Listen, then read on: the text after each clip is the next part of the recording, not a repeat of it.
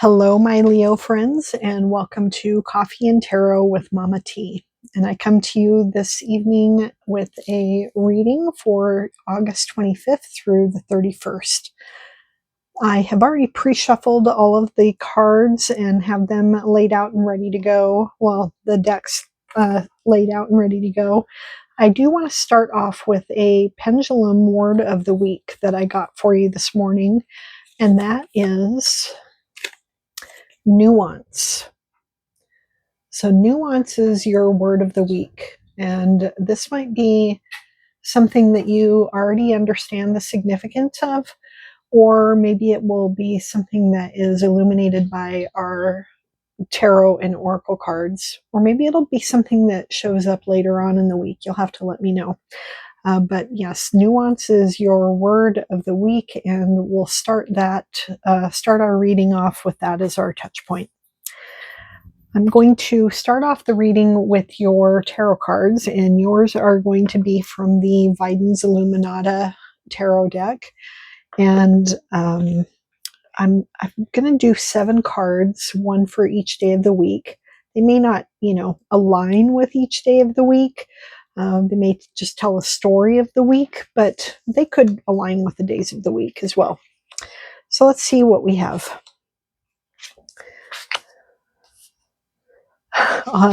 I've pulled 4 cards so far. All of them are wands. Then we get 2 major arcana and then a pentacles card. Okay, so we'll start off with your 3 of wands. The 3 of wands card, I love this 3 of wands because we can kind of see what he's looking at from his perspective.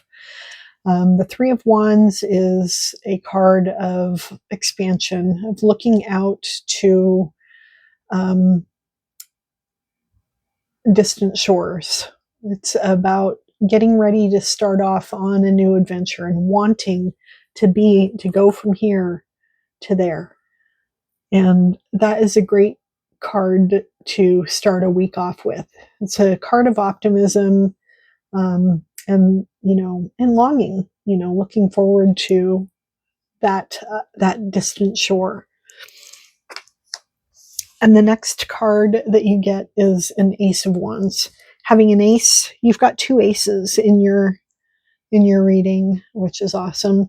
An Ace of Wands is an offer of action, of a new adventure, new things on the horizon. So this is definitely the universe saying, yeah, let's go. Let's go. The next card that you get is the 9 of Wands. The 9 of Wands is a card of you're coming to the end of a journey. You are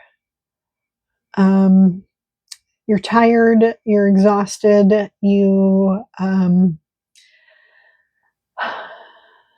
but you're sort of,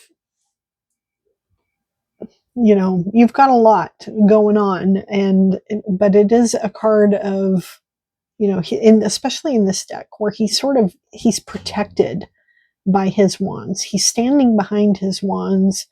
They're protecting him from whatever's over here. And he's taking a moment as he's, progressing through his journey. He's tired, but he knows he's almost there and he's going to keep going. And that is the sense that you should come away with. That is, whatever it is that you're working on, you're coming close. You're getting close to that, to the conclusion. And the next card is what comes after the conclusion, is the celebration. This is the 4 of Wands. And this is a time they call it the wedding card for a reason. They also call it the 1111 card because of in most decks, you can see 2 wands on this side and 2 wands on that side, and they look like 11s. But, it's a card of success, of joy, of celebrations, weddings, birthdays, graduations, anything like that. And so that may be, you may have something literal like that coming up this week, or something that you're looking forward to, like some sort of familial gathering. Or this could be have a figurative meaning for you, that success and completion of a project.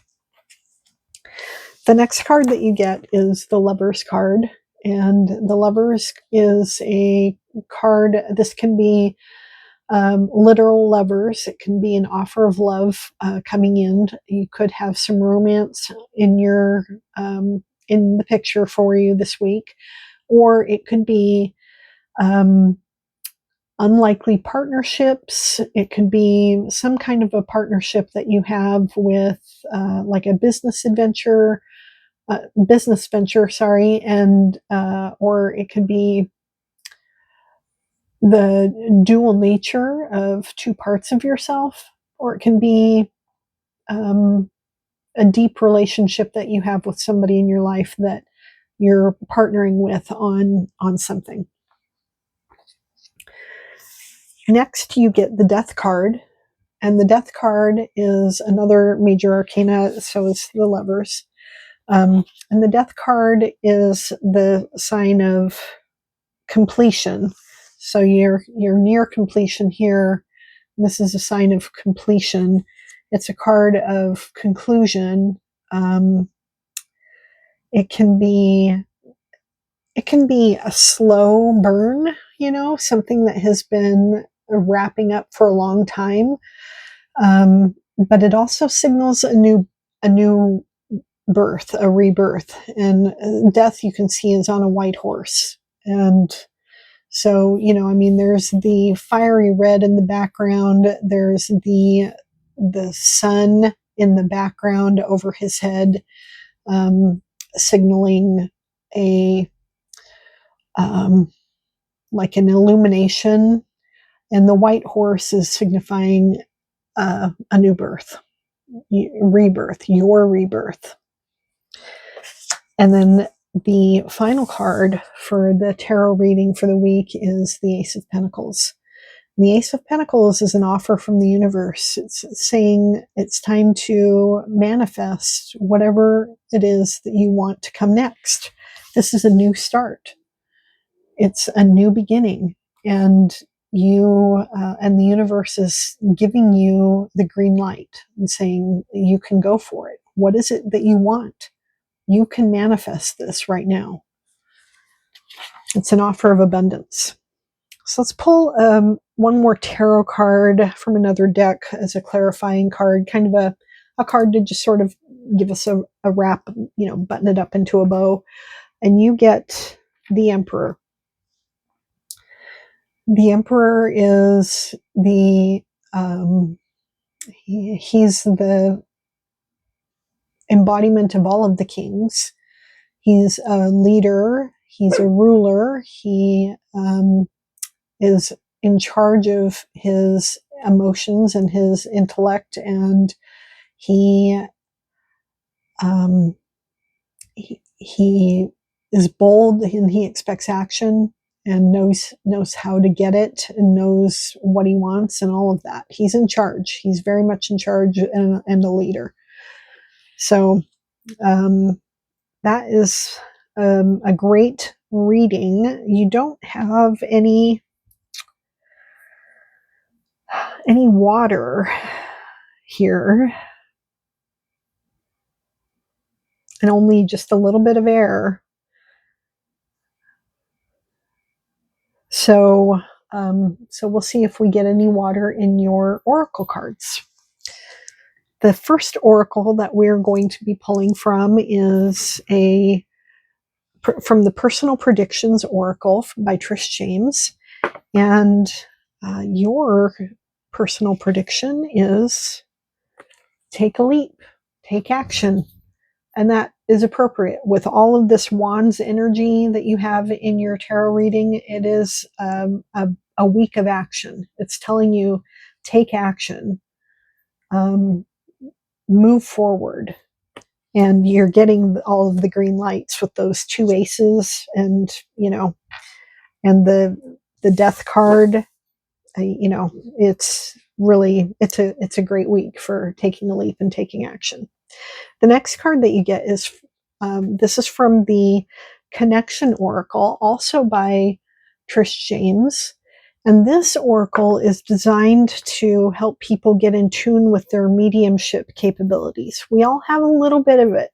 It might be a little tiny bit of a medium inside of each of us. And this deck, it helps us to get in touch with that. So the card that you get may be something that brings to mind somebody who's passed away that in your life that has been on your mind. You'll know intuitively if that is the case. So let's see what they have to say. Your card is transformed, different form, here in spirit. It's a butterfly. So this can be if you've had somebody recently pass away and you have wondered how they're doing on the other side, they're telling you, I'm here in spirit. But I'm different now. I've transformed. I've transmuted. I'm elevated beyond the human. And so they're giving you this message, and maybe it's somebody who you always have a feeling when you see a butterfly, you have a feeling that it might be them visiting you. That might be the case. So, but ponder on that. Maybe you have an idea of who this is. The next oracle card that we're going to look at is from the Oracle of Mythic Heroes. This is this is so not my style. I did buy this deck specifically because in this day and age, it has become abundantly clear to me that there is nobody coming to save us. We have no heroes that are that are going to save us. We are on our own, and we need to be our own heroes. And not on our own. We have spirit and all of that, but there's no hero coming to save democracy, for example. We have to do it. We have to be our own heroes. And so I wanted a deck that would give me that sort of superhero sort of sense of sensibility. And these are mythical heroes from mythical times. And the card that you get is Leonidas. I wonder if this means Leonidas. I don't know. I'm going to pull up the book and we'll have a look. Perseverance. So this card right here is a card of perseverance. Perseverance is one of the definitions of this card. It's just sticking it out. It's resistance, it's perseverance, and you get the perseverance card. And Leonidas, which might be where Leo comes from. Let's find out. Okay. Leonidas. The number is 30, so it's the 3 number.